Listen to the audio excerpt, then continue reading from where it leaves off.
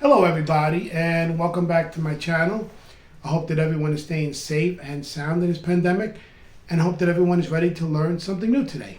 But first, if you like what you see, give me a big thumbs up. Really helps with the YouTube algorithm. Hit that bell notification so you know my videos come out. Generally between 3 and 4. Varies on the weekend.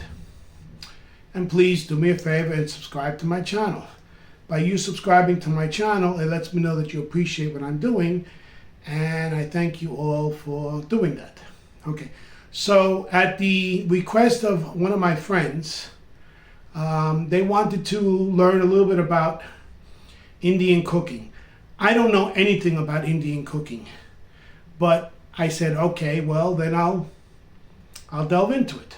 Okay, so this is my first video. If it goes well, I'll do some more.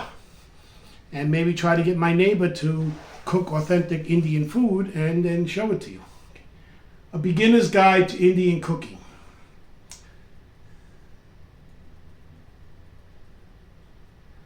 Once you learn the basics of Indian cooking,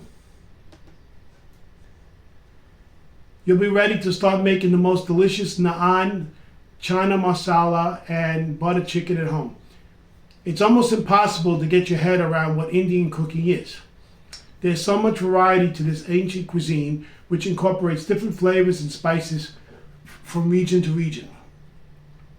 Add to that a long history of trade, invasions, and colonialism, and you'll find plenty of Persian, Portuguese, British, and Dutch influences, among others. If you love how spicy Indian food is, you might be surprised to learn that chilies are a Mexican import, lightly brought to India by the Portuguese in the 17th or 18th century. Okay, so we're going to go over a few things. What is Indian cooking? Indian cooking dates back to the Indus civilization, also called the Harappan civilization, of roughly 5,000 years ago. Wheat, rice, millet, chickpeas, and lentils were the staple diet, and remain part of it to this day. Spices, especially cinnamon, were used to flavor food, and eventually the spices we are now familiar with took hold. Black cardamom, cumin, and star anise, to name a few. Dairy products were later incorporated and flatbreads became popular. Now you might believe India is largely vegetarian, however that isn't true, historically or even in the present day. Cattle and poultry were eaten in ancient India, and even animals like wildfowl and peacocks were fair game. While we're on the subject of meats, curry powder, a spice blend usually added to Indian-inspired food outside the country, is more likely a British invention than an Indian one. Indian curries vary according to region, ingredients, and even families, and use several different combinations of spices.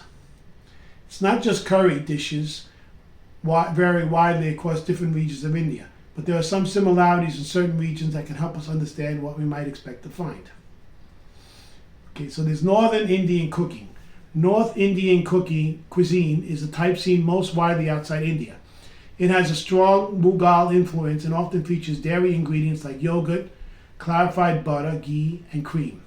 You might be familiar with foods like samosas, I've had that, palak paneer, and korma from this region. West Indian cooking. Look for fish and coconut heavy cuisine along the western coast, though the sea-bordered state of Goa, a former Portuguese colony, has heavy Portuguese influences. Parts of Western India, especially Gujarat, are primarily vegetarian and eat slightly sweetened food. Okay, East Indian cooking. Eastern Indian cuisine favors fish and rice along the coast, especially in Bengal and the upper northeastern states, are heavily influenced by East Asian cuisine due to their proximity to the border. Momos, a type of dumpling, are one of the most prominent examples of this, closely resembling wontons. This region is also famous for its sweets, particularly rasgulla and mishti doi. If I pronounce it incorrectly, I'm sorry. I'm just like you. When people are learning English, it's hard for them to pronounce it. When we're doing other languages, it's hard for us to pronounce it. South India, Southern Indian cooking. South India relies heavily on fish in the coastal regions.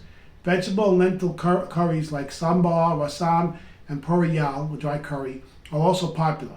Instead of flatbreads, main dishes are often eaten with crepe-like rice pancakes called dosas, or slightly thicker versions called uthapams, which may be filled or topped with vegetables and chutneys. Something you'll likely see in Indian restaurants is the region or papadums, which are deep-fried crispy rice crackers. Okay, Indian recipes.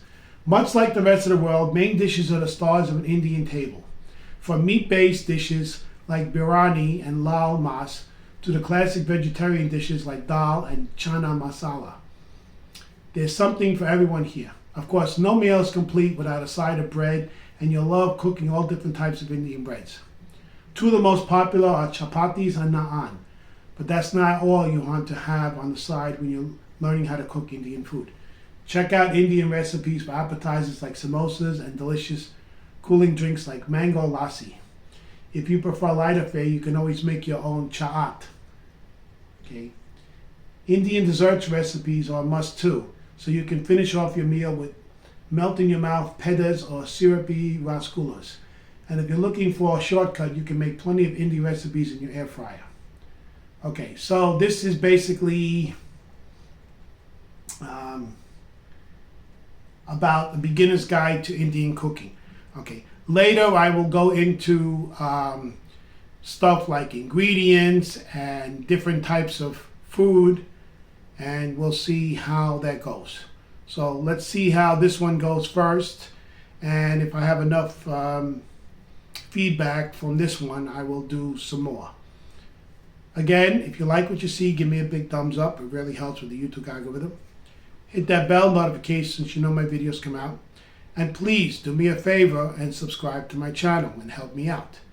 By the way, if anyone is interested in learning English, I will be starting a English class through Zoom. Okay, it's not free, but I will be starting a Zoom English class. So if you're looking to learn English on Zoom, let me know. That's one of my goals for 2022, is to start my own Zoom English class.